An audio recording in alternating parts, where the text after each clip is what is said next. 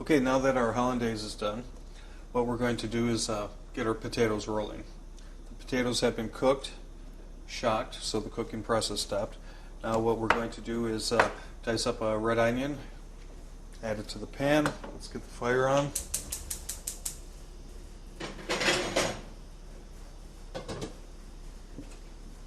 So we'll dice our onions, we'll brown these off slightly, and then we'll add the potatoes.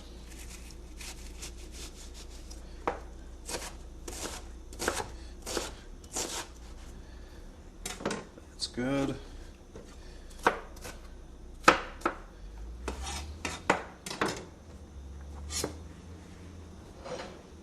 We'll add the remaining butter that we didn't use for the hollandaise. Add the onions, let those roll. While the onions are browning, we'll pick the dill and just do a rough cut. These potatoes are perfect for this particular dish. They're, well, the dill just gives it such a refreshing flavor. You'll love it. If you don't have fresh dill, feel free to get the dry dill. That will get the job done, but fresh is always better when it comes to your herbs.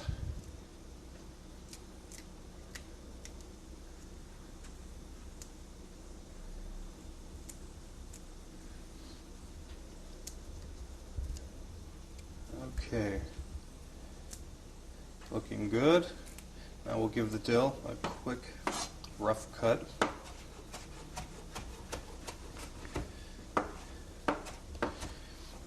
Now you want to add the dill at the very end with the potatoes. If you add it too soon, it will overcook and you'll lose the aromatics from the herb.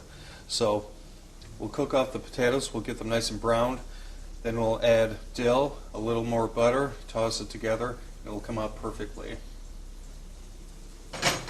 Our onions, cooking up nicely. We still want to brown them off a bit. I'm going to increase the heat. We can speed up the process that way.